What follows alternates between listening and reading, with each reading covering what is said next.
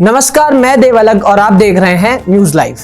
IIMT boarding school के छात्र कदम तोमर का यूपी स्टेट शूटिंग प्रतियोगिता के लिए चयन, अब मेडल पर साधेंगे निशाना। आईआईएमटी बोर्डिंग स्कूल के छात्र शिक्षा के साथ खेलों के क्षेत्र में भी अपनी प्रतिभा का प्रदर्शन कर रहे हैं।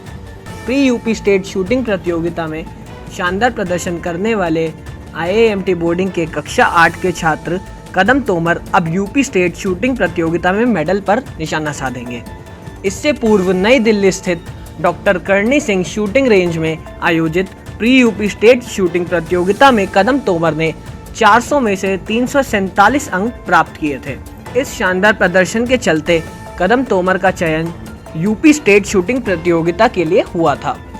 कदम तोमर की इस उपलब्धि पर आईआईएमटी समूह के chairman Yogesh Mohan ji Gupta, MD doctor Mayank Agarwal व डायरेक्टर स्कूल्स प्रियांशु अग्रवाल ने शुभकामनाएं देते हुए उज्जवल भविष्य की कामना की है। आईआईएमटी बोर्डिंग स्कूल के डायरेक्टर डॉक्टर पीके शर्मा, प्रधानाचार्य दुष्यंत वैष्णव, कोऑर्डिनेटर प्रिंस वर्मा समेत अन्य शिक्षक शिक्षिकाओं ने भी कदम तोमर के उज्जवल भविष्य की कामना करते हुए शुभकामनाएं दी हैं।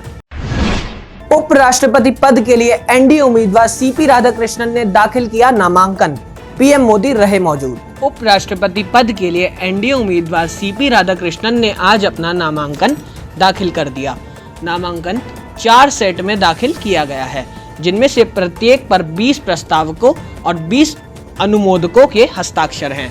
पहले सेट में मुख्य प्रस्तावक के रूप में प्रधानमंत्री नरेंद्र मोदी के हस्ताक्षर हैं, जबकि बाकी सेटों पर केंद्रीय मंत्रियों और वरिष्ठ एनडीए नेताओं के हस्ताक्षर हैं। सीपी राधाकृष्णन ने नामांकन के समय प्रधानमंत्री नरेंद्र मोदी, भाजपा अध्यक्ष जेपी नड्डा, रक्षा मंत्री राजनाथ सिंह, गृह मंत्री अमित शाह, नितिन गडकरी, किरेन रिजिजू और एनडीए के कई बड़े नेता मौजूद रहे। वहीं इंडिया गठबंधन ने उपराष्ट्रपति पद के लिए सुप्रीम कोर्ट के पूर्व न्यायाधीश बी सुदर्शन रेड्डी को अपना उम्मीदवार बनाया है। वह कल नामांकन दाखिल करेंगे। जन सुनवाई के दौरान दिल्ली की मुख्यमंत्री रेखा गुप्ता पर हमला, आरोपी युवक हिरासत में। साप्ताहिक जन सुनवाई के दौरान एक युवक ने दिल्ली की मुख्यमंत्री रेखा गुप्ता पर हमला कर दिया। इस दौरान मौके पर मौजूद सुरक्षा अधिकारियों ने आरोपी युवक को तत्काल हिरासत में ले लिया। आरोपी को सिविल लाइन पुलिस स्टेशन ले जाया गया और पूछताछ की गई। मुख्यमंत्री आवास के अधिकारियों के अनुसार यह घटना उस समय हुई जब मुख्यमंत्री जन सुनवाई कर रही थी। इसी बीच गुजरात के राजकोट निवासी राजेश भाई खीमजी सक्रिया अपनी शिकायत लेकर पहुंचा और उसने मुख्यमंत्री को थप्पड़ मार दिया।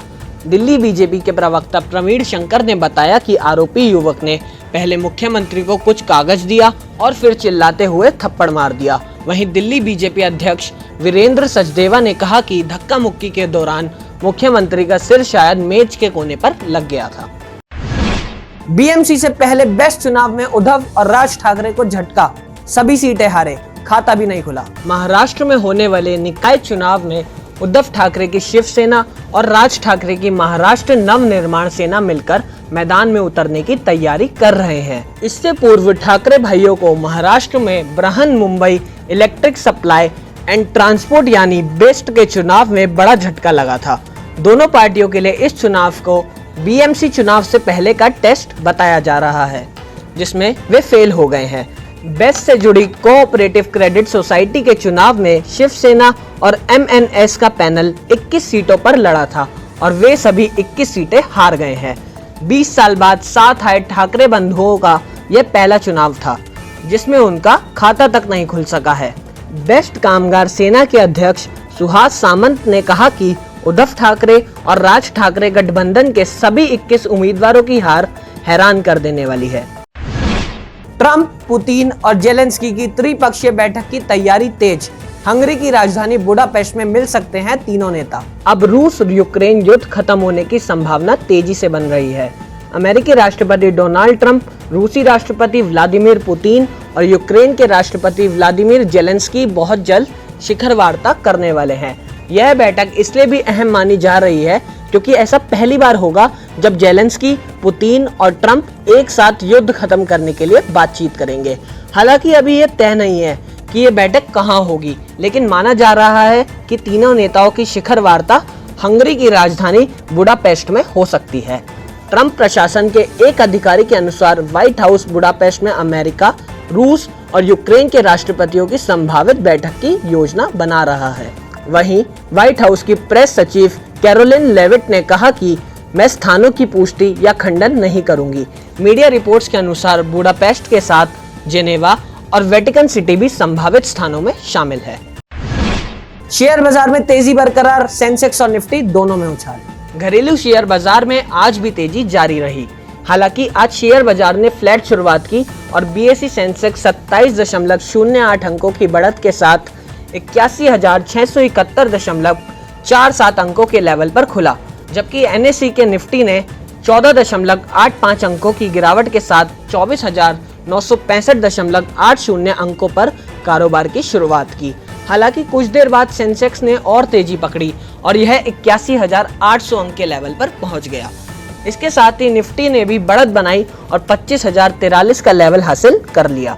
इससे पूर्व सेंसेक्स की 30 में से 10 कंपनियों के शेयर बढ़त के साथ हरे निशान में खुले, जबकि अन्य 20 कंपनियों के शेयर गिरावट के साथ लाल निशान में खुले। इसी तरह निफ्टी के 50 में से 14 कंपनियों के शेयरों ने तेजी के साथ हरे निशान में कारोबार शुरू किया और अन्य 36 कंपनियों के शेयर गिरावट के साथ लाल निशान में खुले।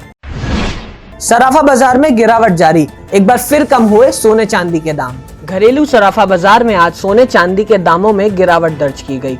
सराफा बाजार में 24 कैरेट सोने का भाव आज 1,08,90 रुपए प्रति 10 ग्राम रहा। इसी तरह चांदी की कीमतों में भी गिरावट के बाद भाव 1,15,900 रुपए प्रति किलोग्राम दर्ज किया गया। वहीं आधिकारिक वेबसाइट ibjreds.com के अनुसार 999 शुद्धता के सोने का रेट 98,803 रुपए प्रति 10 ग्राम और 995 शुद्धता के सोने का भाव 98,407 रुपए प्रति 10 ग्राम रिकॉर्ड किया गया।